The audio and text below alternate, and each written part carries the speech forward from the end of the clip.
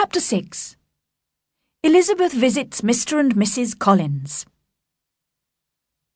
The following Monday, Mrs. Bennet had the pleasure of receiving her brother and his wife, who came, as usual, to spend Christmas at Longbourn. Mr. Gardiner was a sensible, gentlemanlike man.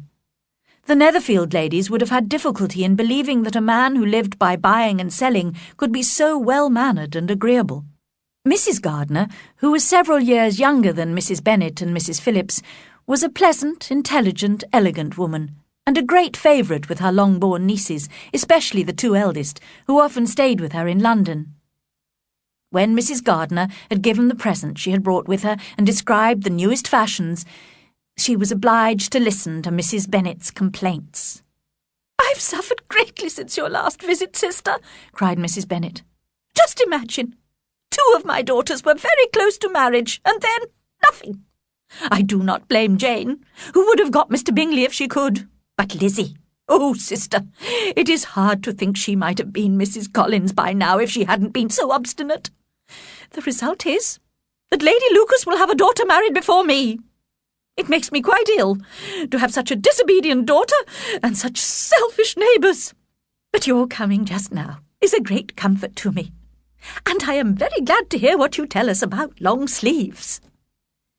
Mrs. Gardiner made a suitably sympathetic reply to her sister-in-law, and later that day found the opportunity to discuss the matter in more detail with Elizabeth alone. "I am sorry for Jane," she said kindly, "but Lizzie, these things happen so often. A young man like Mr. Bingley frequently falls in love with a pretty girl, and when chance separates them, he forgets her very quickly." "Yes, aunt," said Elizabeth, "but in this case it was not chance, but the young man's interfering friends who separated Jane and Mr. Bingley. I'm sure he was violently in love with her." "Poor Jane, she's so sensitive." "I'm afraid she may not get over it for some time." "Now, if it had been you, Lizzie, you would have recovered more quickly by finding humour in the situation. But do you think I could persuade Jane to come back with us to London? Perhaps a change of air would make her feel better." Elizabeth was extremely grateful to her aunt for this kind suggestion, and felt sure Jane would gladly agree. "I hope," added Mrs. Gardiner, "that she will not be influenced by the hope of seeing the young man. We live in such a different part of town that it is very unlikely they will meet, unless he actually comes to see her. And that is quite impossible, because his friend Mr. Darcy would not allow him to visit so unfashionable an address." But despite her protest, Elizabeth secretly thought that Jane might see Bingley in London, and that a meeting would probably reawaken his affection for her. The Gardiners stayed at Longbourn for a week, and Mrs. Bennet made sure there was always some entertainment for her brother and sister-in-law. Whenever there was a dinner party at Longbourn House, some of the officers were always invited. Mrs. Gardiner, who had noticed that Mr. Wickham was a very frequent visitor and that Elizabeth spoke admiringly of him, took care to observe them both. She saw enough to make her a little anxious, and decided to speak to Elizabeth about him when they were alone. "Lizzie," she began, "I can see that you and Mr. Wickham like each other, but I must warn you not to get seriously involved with him. I admit he's a most interesting young man, but sadly he has no fortune. You are a sensible girl and must realise that you would disappoint your father by agreeing to marry a penniless young man." "My dear aunt, do not worry. I'll take care of myself, and Mr. Wickham too. He won't be in love with me if I can prevent it." "Elizabeth, be serious." "I'm sorry, aunt. I'll try again. At present, I'm certainly not in love with him, but he is by far the most agreeable man I've ever met. And if he really loved me, but I would hate to disappoint my father or make any of you unhappy. I cannot promise what I will do, but I will really try to do what I think is wisest. I hope you are satisfied with that." Her aunt replied that she was, and received Elizabeth's thanks for her kind advice. Several days after this, the Gardiners returned to London, taking Jane with them. The day of Mr. Collins' wedding soon arrived, and Mrs. Bennet had to watch Charlotte Lucas become Mrs. Collins. Before the bride left Longbourn for Hunsford, however, she asked Elizabeth to come and visit her in her new home as soon as possible. Elizabeth could not refuse, although she did not imagine it would be an enjoyable visit. It was arranged that Elizabeth would accompany Sir William Lucas and Maria, one of his other daughters, on their intended visit to Hunsford in March. A week after Jane's departure, Elizabeth received a letter from her sister saying that she had seen Miss Bingley and hoped to continue their friendship. Elizabeth shook her head over this. She was not surprised to hear from Jane a few weeks later that Caroline Bingley had made no further attempts to communicate with her former dear friend. Elizabeth was saddened to read of Jane's disappointment, but felt more cheerful when she told herself that Jane would no longer be deceived, by the sister at least. All expectation from the brother was now absolutely over.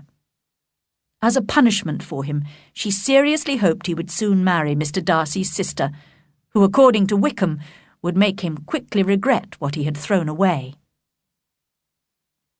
At about this time, Elizabeth also received a letter from Mrs. Gardiner asking about Wickham, and she was able to reply quite honestly that there was no danger of her marrying him.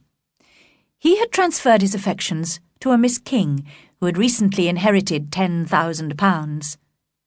Elizabeth saw exactly what was happening, but her heart had only been slightly touched, and she was able to convince herself that it was quite natural for such an agreeable young man to wish for fortune and independence. January and February passed, and the time for Elizabeth's visit to Mr. and Mrs. Collins approached. She had improved the plan by arranging to spend a night in London at her uncle and aunt's house before continuing the journey into Kent. She was very much looking forward to seeing Jane, who was still staying with the Gardiners. The journey seemed long to Elizabeth, because Sir William and Maria had nothing to say worth hearing. But when the coach arrived at the Gardiner's house at lunchtime, Elizabeth was delighted to see that her sister looked as healthy and lovely as before. In a private conversation with her aunt later, however, Elizabeth discovered that Jane had been suffering from periods of depression, although she always tried bravely to appear cheerful. The afternoon and evening passed only too quickly, and the next day Elizabeth and the other travellers set off again. When the coach arrived in Hunsford, they were all quite excited to see on one side of the road Lady Catherine's great park, which they had heard so much about. At last, on the other side, they came to the rectory, where they were warmly welcomed by Mr. Collins and Charlotte. Elizabeth was more and more pleased she had come when she found herself so affectionately received. She saw instantly that marriage had not changed her cousin's manners. He insisted on greeting them all with formal politeness and long speeches, and showed them round the house, explaining its many good points in exhausting detail. Elizabeth could not help thinking that perhaps he was speaking particularly to her, as if wishing to make her feel what she had lost in refusing him. But although everything seemed neat and comfortable, she was unable to please him with a sigh of regret. In fact, she wondered how Charlotte could look so cheerful with such a companion. But whenever Mr. Collins said anything of which his wife might be ashamed, which was quite often, Charlotte wisely did not appear to be listening. And when Mr. Collins showed them proudly round his garden, in which he himself enjoyed working, Elizabeth admired the serious way in which Charlotte praised gardening as a most healthy exercise, and admitted encouraging her husband to work outdoors as much as possible. Elizabeth had to confess to herself that, surprisingly, Charlotte really appeared to be happy. When Mr. Collins could be forgotten, the house seemed very pleasant and comfortable, and from Charlotte's evident enjoyment of her home, Elizabeth supposed he must often be forgotten. The visitors had only been in the house for a day, when a message came from Lady Catherine, inviting them all to dinner at Rosings Park the next day. Mr. Collins was delighted and congratulated his guests on their good luck. "I confess that I might have expected her ladyship to invite us all to drink tea at Rosings on Sunday," he said, "but to invite the whole party to dinner so soon after your arrival, too. What a generous and considerate lady she is." The whole of the rest of that day and the next morning was spent discussing their visit to Rosings. This made Sir William and Maria quite nervous when the moment came to walk across the park and enter the great lady's house. Elizabeth, however, was unimpressed by what she had heard of Lady Catherine and remained calm. She was interested to see that Lady Catherine was a tall, large woman who held herself stiffly and proudly and received her guests with an air of disdain. She spoke loudly and decidedly on every matter, and was clearly convinced of her superiority over other people. Her daughter Anne was completely different, a small, thin, ill-looking lady who spoke very little and only in a whisper. The dinner was very good, and was highly praised by Mr. Collins. His repeated compliments, which Elizabeth thought were embarrassing, appeared to please Lady Catherine very much. After dinner, her ladyship talked continuously, giving her opinions without any fear of contradiction or even comment. She then asked Elizabeth many detailed questions about her education, her sisters, and her father's income. Although Elizabeth considered these questions extremely personal and almost rude, she answered them politely and calmly.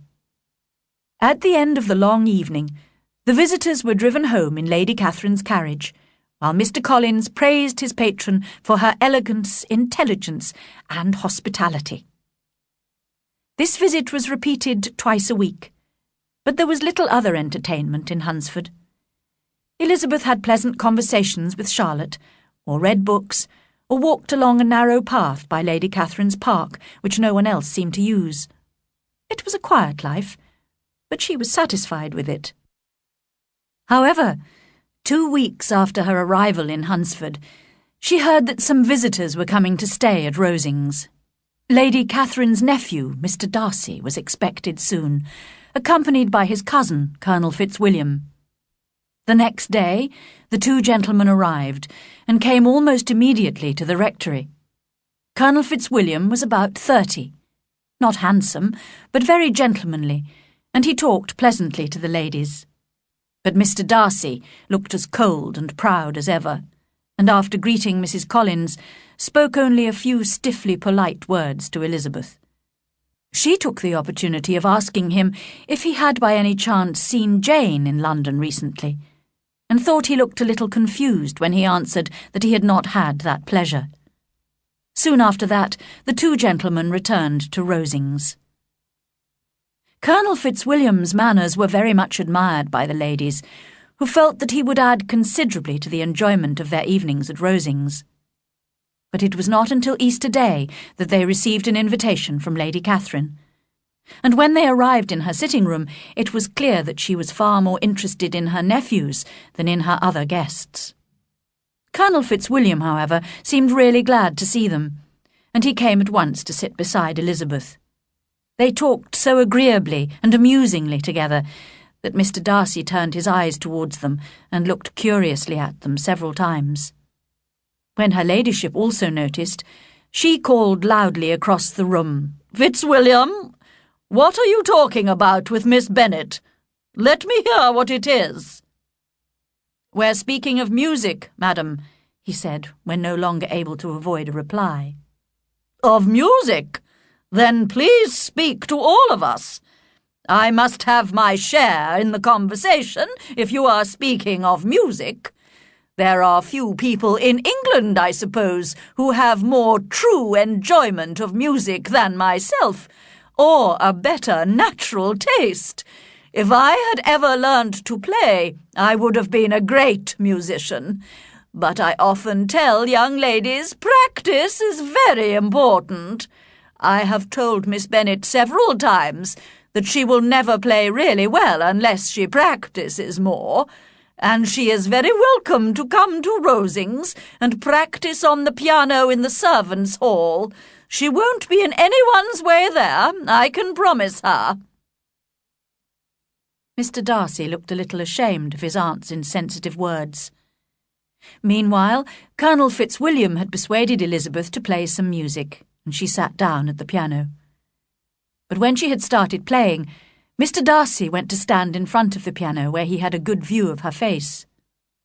At the end of her first piece of music, Elizabeth said, smiling, "You intend to frighten me, Mr. Darcy, by coming to listen to me, but I'm obstinate and won't be frightened." "I don't think you really believe I intend to alarm you." and I've had the pleasure of knowing you long enough to be aware that you occasionally enjoy stating opinions which are not your own." Elizabeth laughed at this picture of herself, and said to Colonel Fitzwilliam, "Your cousin will teach you not to believe a word I say. Indeed, Mr. Darcy, it is very ungenerous of you to mention all my faults, and perhaps rather foolish too, because I may take my revenge, and tell things about you which your relations will be shocked to hear." "I am not afraid of you," said Darcy, smiling. "But let me hear your accusation," cried Colonel Fitzwilliam. "I'd like to hear how he behaves among strangers." "Well, prepare yourself for something very dreadful. The first time I ever saw him was at a ball in Hertfordshire. And at this ball, what do you think he did? He danced only 4 dances. I'm sorry to cause you pain, but that is what happened. He danced only 4 dances, although gentlemen were scarce, and to my certain knowledge, more than one young lady was sitting down waiting for a partner. Mr. Darcy, you must admit it." "I had not, at that time, the honour of knowing anybody at the ball apart from my own group of friends. I should perhaps have asked to be introduced, but I do not like to recommend myself to strangers. I do not find it easy to talk to people I don't know." "You don't want to take the trouble to do it, Darcy, that's why," said Colonel Fitzwilliam. "I cannot play this piano as well as some other women," said Elizabeth, "but I've always assumed it is my own fault, because I don't take the trouble to practice. I know that I am capable of playing as well as anyone." Darcy smiled and said, "You are perfectly right. You have spent your time in a much better way. No one who hears you could imagine any possible improvement. We neither of us perform to strangers." Just then Lady Catherine interrupted them to comment on Elizabeth's playing. "Miss Bennet would play quite well if she had a London teacher. Of course, Anne would have been a delightful performer if her health had allowed her to learn." Elizabeth looked at Darcy to see his reaction to Anne de Bourgh's name. But neither at that moment nor at any other could she observe any sign of love or even interest in his cousin. Lady Catherine continued to give Miss Bennet advice on her playing, but at the request of the gentleman, Elizabeth stayed at the piano for the rest of the evening.